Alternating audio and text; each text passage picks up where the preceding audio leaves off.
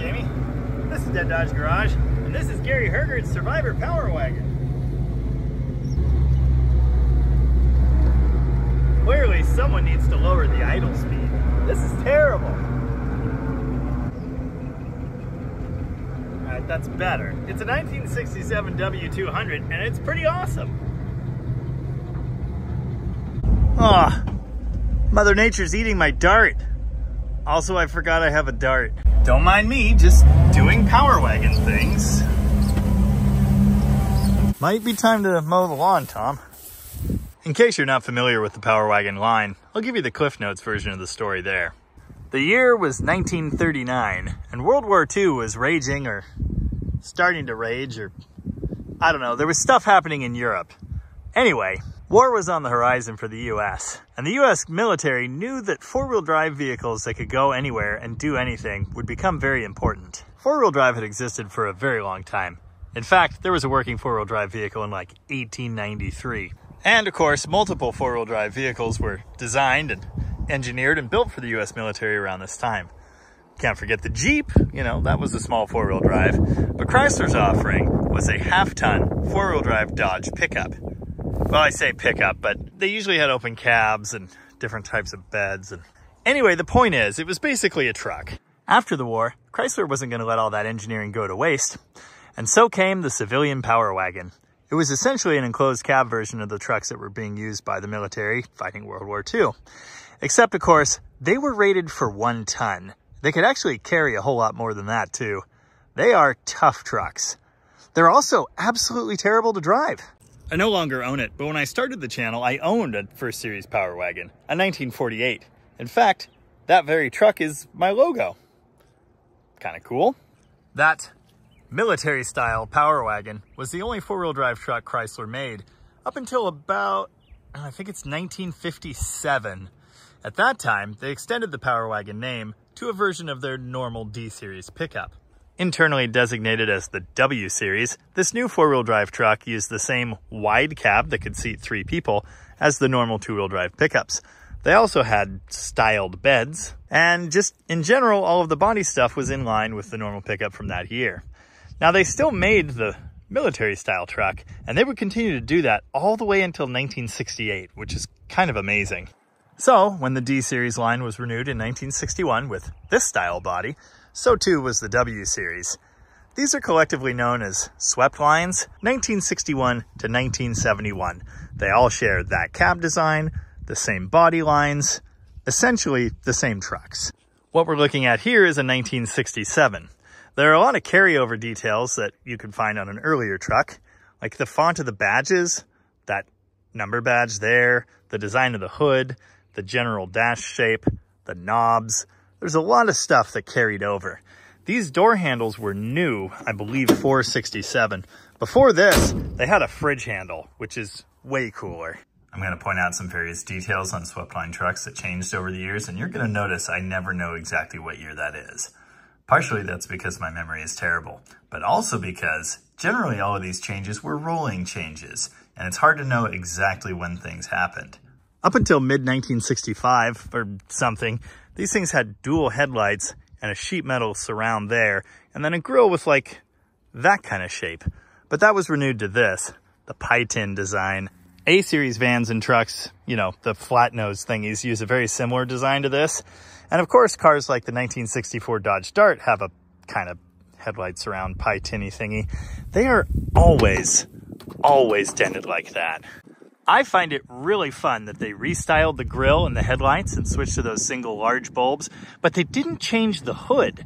The hood still has that same shape that went around the earlier style grille. There's just like a big gap in there. The fenders on these trucks never changed. They always had that same shape. They did get marker lights in later years. I do like these lines on the early style hood. It's pretty cool. The later Sweptlines have this design bed. It's skinnier here and has the tall taillight. The earlier ones are much wider there and have a round taillight. The tailgates for those trucks are much more narrow. The 67 is such a weird in-betweener. It's still got the early style handles inside, and it has the early metal door panel, which is really neat looking. This dash pad was goobered onto the same metal dash sometime in the middle 60s as well. You can tell it was not actually designed to be there. This is like an ashtray, which you can no longer access. So they stuck one on the bottom. That might actually be aftermarket equipment. I'm not sure. I may have indicated that these dash frames were like the same forever, but that's not exactly the case. I remember distinctly that the heat controls in my 61 D300 were in a separate piece screwed onto the bottom here. The heater was like optional. It was a total afterthought. This truck has a Motorola radio, and it makes noise, but not the kind of noise it's supposed to make. Oh, it's got a hand throttle too. It's got all kinds of goofy doodads added on. Total grandpa truck. The goofiest trailer brake controller I've ever seen in my life. You probably noticed this. It lights up, but it doesn't spin, which is a real letdown. Anyway, we'll glance under the hood, which opens almost vertically, by the way. It makes these trucks really nice to work on.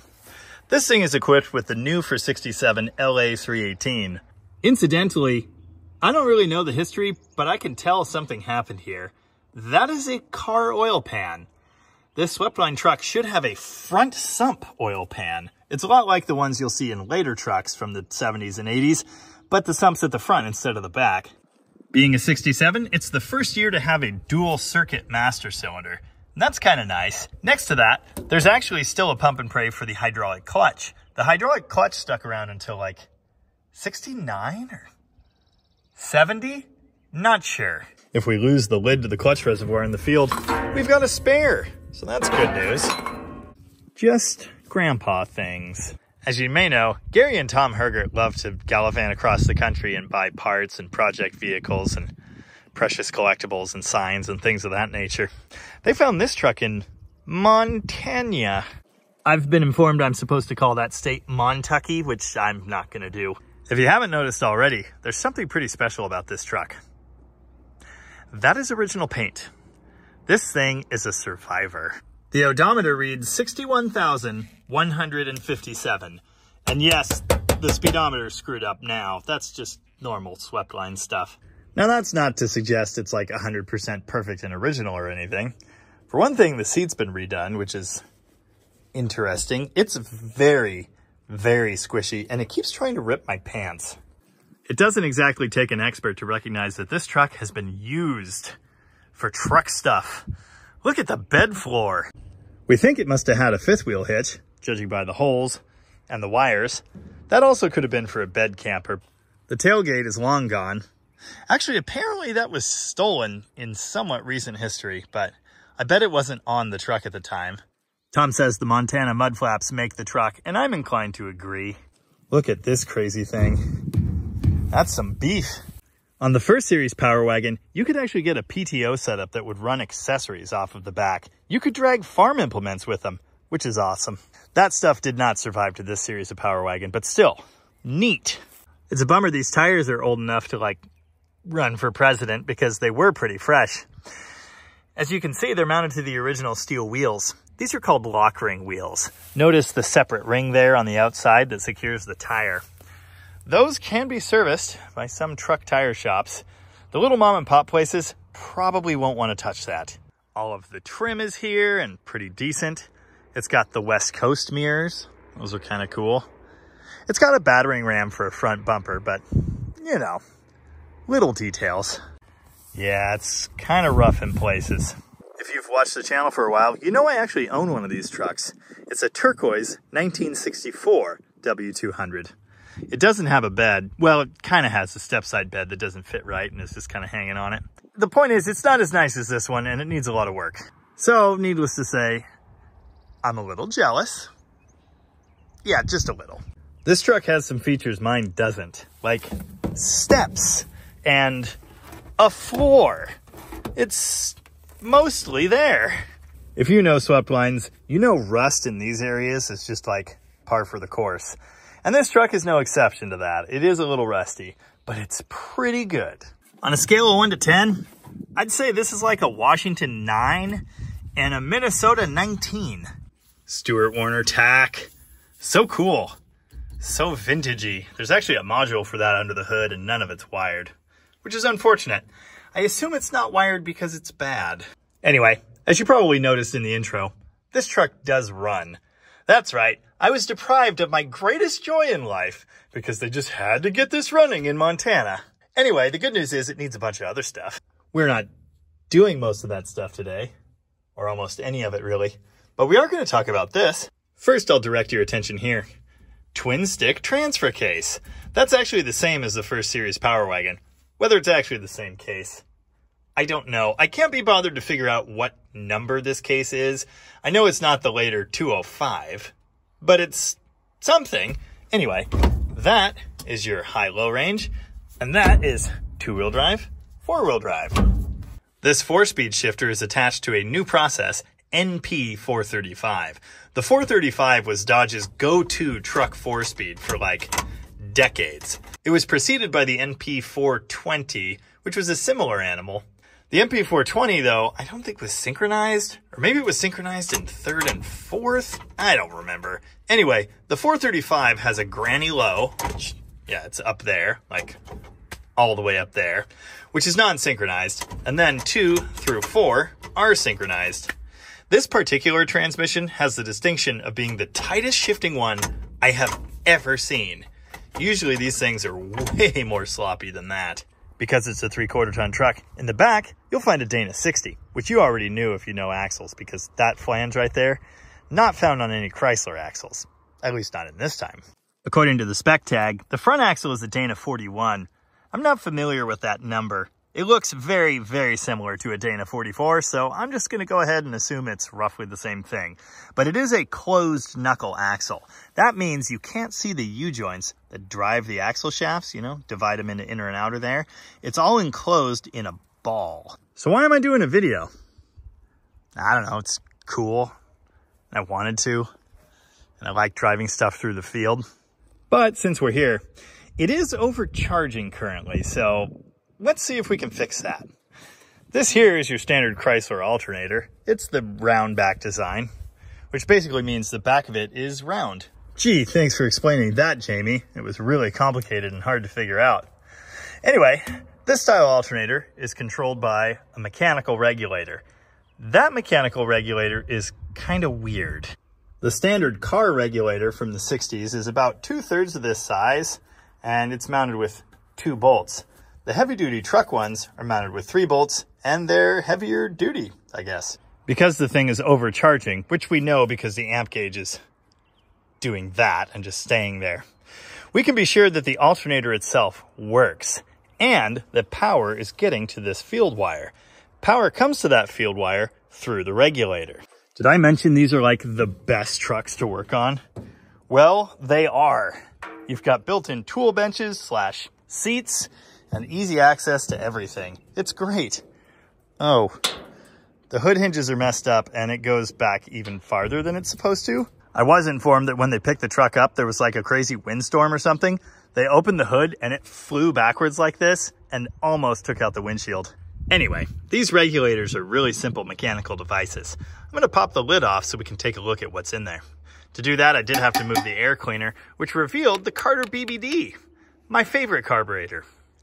Kind of, but this one leaks, like from multiple places, and clearly has done that for a really long time. Also, the throttle shaft is worn out, or its little bushings anyway, and it leaks gas over there onto the hot part of the intake manifold, so that's good. Oh yeah, in case you didn't notice, there's this awesome pipe and valve setup attached to the intake manifold. This is either a port for injecting ether on really cold mornings, or maybe it was used for a vacuum source for some kind of add-on equipment. We're not sure, but it's really entertaining. Here's a look inside the regulator. It's a pretty simple device. There's a magnetic pull coil here. This is the piece that moves, and that makes or breaks a connection to the field on the alternator, thereby controlling whether it charges or not. I think this may be an adjustment. I'm not totally sure. Let's fire it up and see what's happening in here. Yeah, it never moves like it's supposed to. So I don't know if the pull coil's bad or what, but I can break the contacts myself. Let's see what happens when I rev the engine. If I can reach it. This is, okay, there we go. Yeah, nothing. It never does anything. So that's not ideal. I did bring another one, but I didn't bring any of the tools to attach it to the firewall, so that is a problem. The little screw on the left is indeed an adjustment for the tension of this spring. The spring is what holds this outward, so the tighter that is, the more force from the coil it would take to deactivate the limiter, regulator, whatever it's called, and make it stop chooching. It's already backed out all the way. I don't think an adjustment issue is the problem. I think that coil is just bad, or for whatever other reason, it doesn't do the things it's supposed to do. Did I drop one of those tiny screws in the grass under the truck? Well, yeah, of course I did. Yeah, you can see a bit of fuel seepage around the throttle shaft there. It's definitely worse on the other side. Admire the block heater. Ooh, also admire the Pepsi can that's been repurposed as a heat shield for that hose. That's pretty cool. That's plumbed into probably the block drain down there. So I can't solve the regulator problem in the field. That's fine. Go back to the shop and swap in the totally unknown used one I found and see if that works.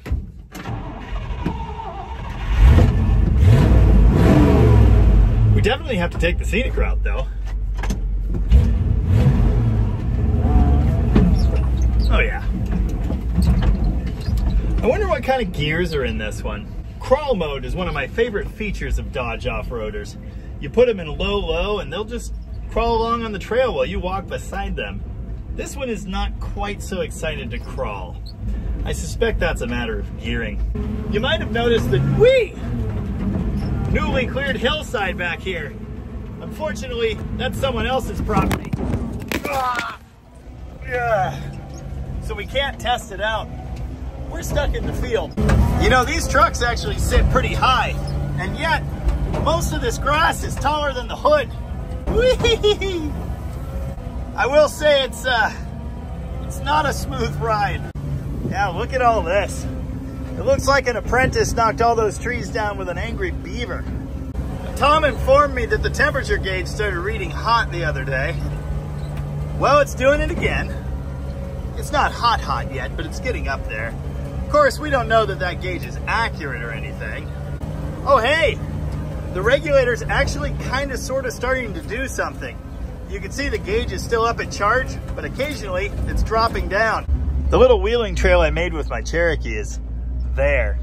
Unfortunately, original paint. We're not taking this truck back there. Cleaning all the grass clippings off, it'll be bad enough. Someone put a dog in the road! You know, I'm not one to complain.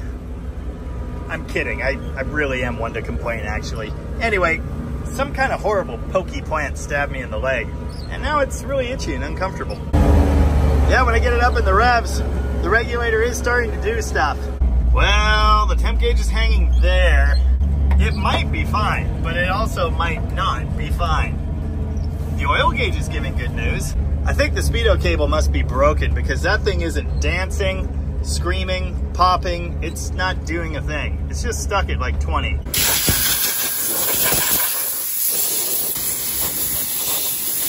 Well, I tried.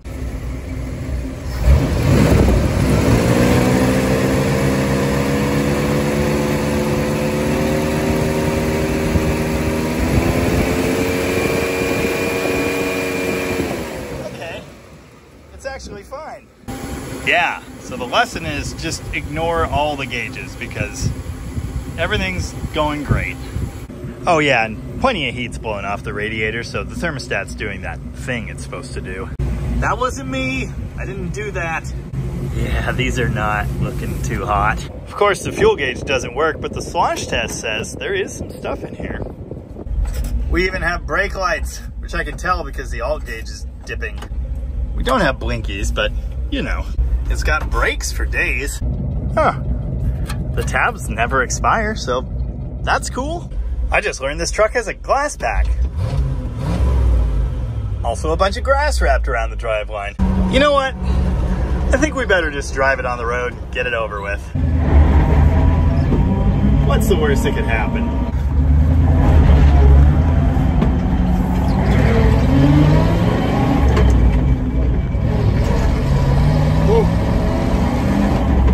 Timing or too crappy fuel quality. You know, just like the last 435 I drove, can't find third.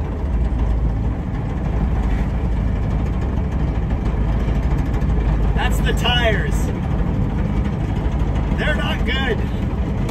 I just want everyone collectively to acknowledge the fact that the image stabilization in the camera is truly amazing. At this point, the truck was like vibrating and shaking.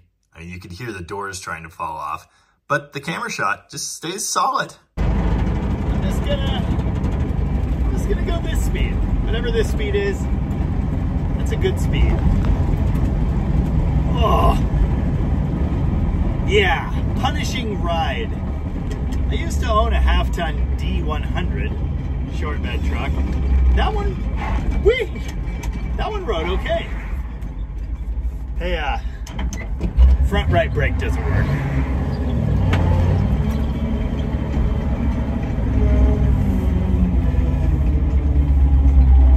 Also, I don't know what that noise is, but I did leave the hubs engaged, so that could be related. It's in two-wheel drive. Yeah, it's in two-wheel drive. The brake doesn't work, so it might roll away. 1967 Dodge W200 Power Wagon. Kind of doesn't ride very nice. I know, it's crazy. You might notice this one does not say Power Wagon, and I think that's because it was optioned with the trim. I don't know if this is like a package truck. It doesn't say custom or anything else on it, but some years they said it here. There was also a Power Wagon badge there, but again, it clearly doesn't have it and never did. This thing hasn't been painted or body worked or anything like that. There's a reason I bought one. I think they're really neat. They're also really terrible. This thing rides bad. A W100 of the same generation, well, that would probably be a little bit better, but this thing doesn't really have suspension per se. Notice the leaf spring pack up here is humongous. There's also a spacer at the bottom to lift the front end, and I'm not really sure why that is. Obviously it is nose high. The camper special trucks from this generation tend to sit like that, even the two-wheel drive ones. My 1970 Gold truck used to sit very similar to this.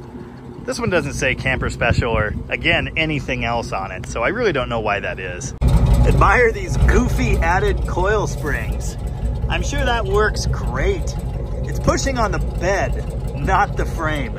Oh yeah, Dana 60. Also a factory spare carrier. The spare is gone, but that's still pretty cool. Like all trucks from this time, this thing was built to work.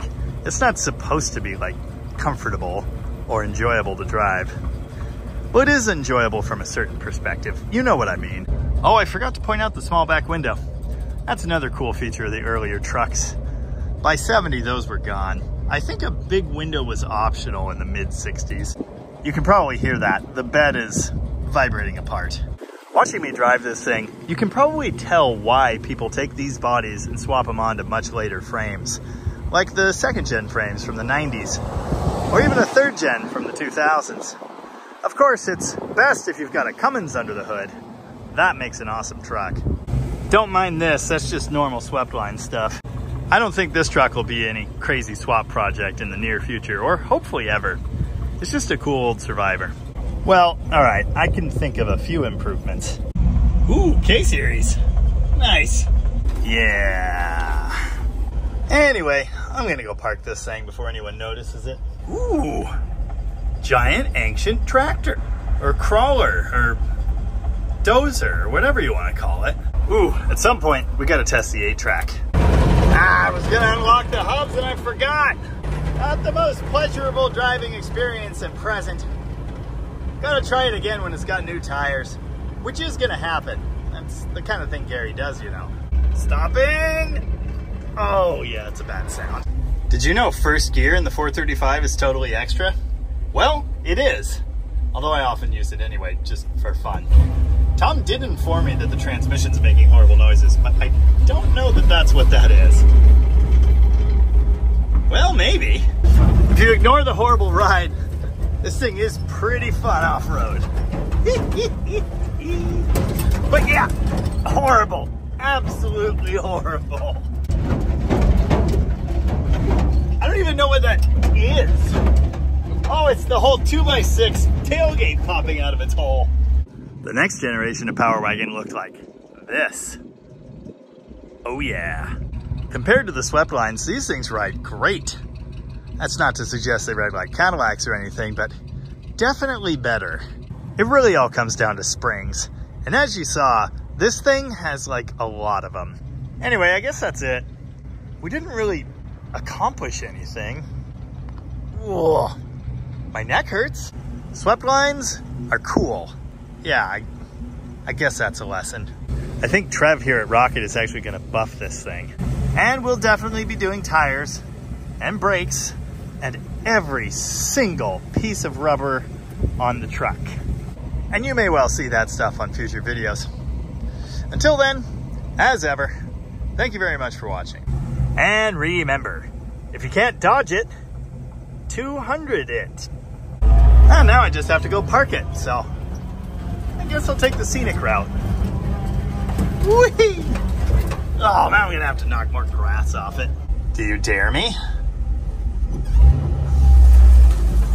I really want to, but those sounds are bad. When I get my 64 Power Wagon going, yeah, we'll go up there. Hey, if you want to figure out how level your field isn't, 1967 Dodge Power Wagon. It died!